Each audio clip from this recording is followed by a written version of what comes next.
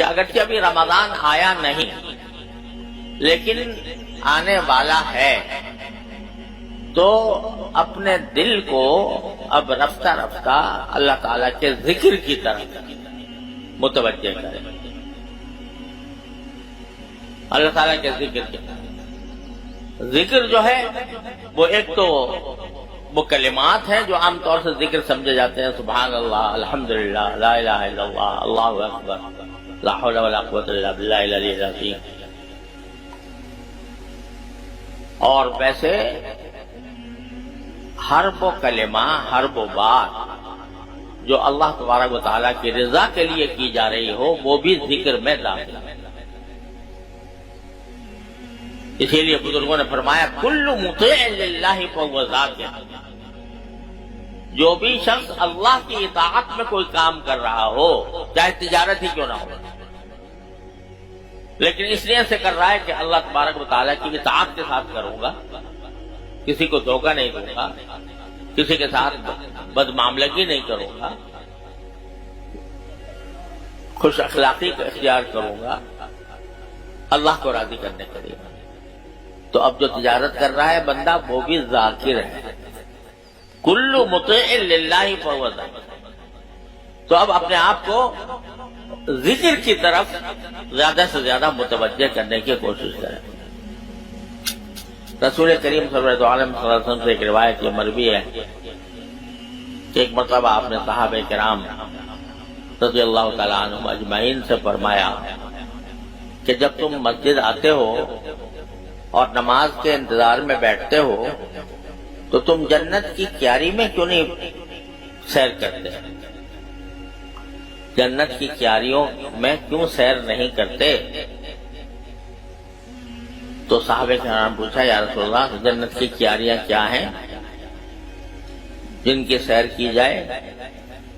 تو آپ نے فرمایا سبحان اللہ والحمد للہ ولا الہ الا اللہ واللہ اکبر۔ جتنی دیر نماز کے لیے بیٹھے ہو، نماز کے انتظار میں، ایک تو اللہ تعالیٰ نے ہمارے اوپر یہ کرم فرمایا، یہ فرما دیا کہ جو نماز کے انتظار میں بیٹھا ہو وہ بھی نماز پڑھنے والے کے حکم میں، ایک تو کرم یہ فرما دیا۔ خاموش بھی بیٹھے ہو، انتظار میں بیٹھے ہو نماز کے، تو ایسا ہے جیسے نماز پڑھ رہے، ایک تو کرم یہ فرما دیا۔ دوسرے نبی کریم سرور عالم صلی اللہ علیہ وسلم فرمایا کہ جتنی دیر انتظار میں بیٹھے ہو تو اتنے دیر یہ ذکر کرتے رہا کرو سبحان اللہ والحمد للہ ولا الہ الا اللہ واللہ اکبر۔ تو یہ کیا ہوگا؟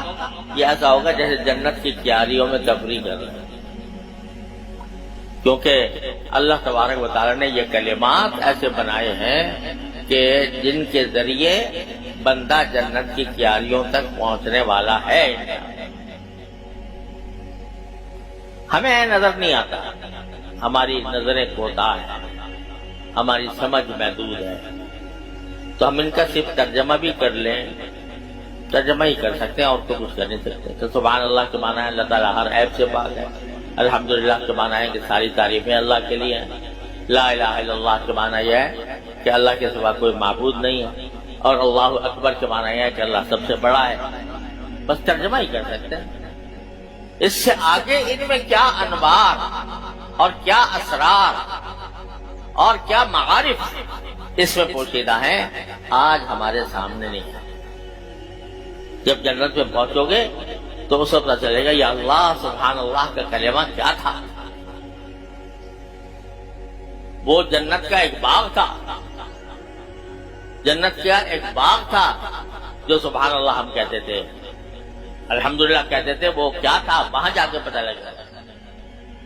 تو یہ ویسے ہی نہیں ہے کہ جنتر منتر پڑھ لیا، یہ کوئی جنتر منتر نہیں ہے، بلکہ اس کے ہر لفظ میں، ہر کلمے میں اللہ تبارک و تعالیٰ کی طرف سے ایسے انوار پوشیدہ ہیں جو کسی پر منکشف ہوتے ہیں۔ دنیا میں انشاءاللہ جا کر وہاں ملیں گے، پتہ چلے گا۔ اور ہمارے حضرت علامہ انور شاہ صاحب کشمیری رحمۃ اللہ علیہ فرمایا کرتے تھے کہ جنت کی نعمتوں میں ایک بہت بڑی نعمت یہ ہے کہ وہاں حقائق اشیاء منکشف ہوں گے، پتہ چلے گا کہ سبحان اللہ کیا چیز ہے، الحمدللہ کیا چیز ہے، تو وہاں جا کر تو انشاءاللہ ہر مسلمان اگر ہم سب کو پہنچا دے تو سب دیکھیں گے. لیکن بعض اوقات اللہ کے خاص بندوں پر اس کے انوار منکشف بھی کر دیے جاتے ہیں، تو وہ پہچانتے ہیں کہ سبحان اللہ کیا چیز ہے، الحمدللہ کیا چیز ہے.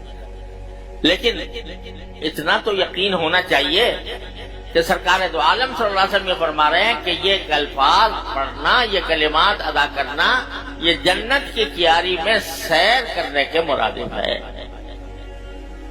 تو یہ ذکر کوئی مشکل کام، اس میں کوئی پیسہ خرچ ہوتا ہے، اس میں کوئی وقت لگتا ہے، اس میں کوئی محنت ہوتی ہے. اور یہ ذکر اس کے لیے اللہ تعالیٰ نے اتنا آسان کر دیا کہ نہ وضو کی شرط، نہ جنابت سے پاک ہونے کی شرط، نہ حیض سے پاک ہونے کی شرط، نہ قبلہ روح ہونے کی شرط، نہ بیٹھنے کی شرط، بلکہ جس حالت میں ہو کر سکتے ہو. اللہ میں نے حاضر دے قیام وقعود وعلی جنوبہم الذین یذکرون اللہ قیاما وقعودا وعلی جنوبہم. یہ وہ ہیں جو اللہ کا ذکر کرتے ہیں کھڑے بھی، بیٹھے بھی، لیٹے بھی. بستر پر لیٹ گئے ہو آرام سے، سونے کے انتظار میں ہو، ٹانگ پر ٹانگ رکھے ہوئے لیٹے ہوئے ہو آرام سے، اللہ میں کہتے ہیں میں نے اس وقت بھی تمہیں اپنے ذکر کی اجازت دے دی، اس وقت بھی کر لو. تو نہ کوئی شرط ہی نہیں لگا یہ لمحے، چلتے پھرتے اٹھتے بیٹھتے زبان پر اگر ذکر رہے تو یہ ذکر خالی نہیں جاتا.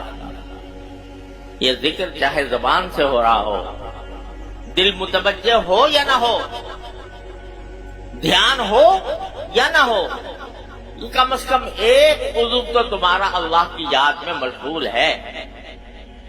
اور اس کی برکت سے اللہ تبارک و تعالیٰ کیا بعید ہے کہ تم سراپا ذکر بن جاؤ.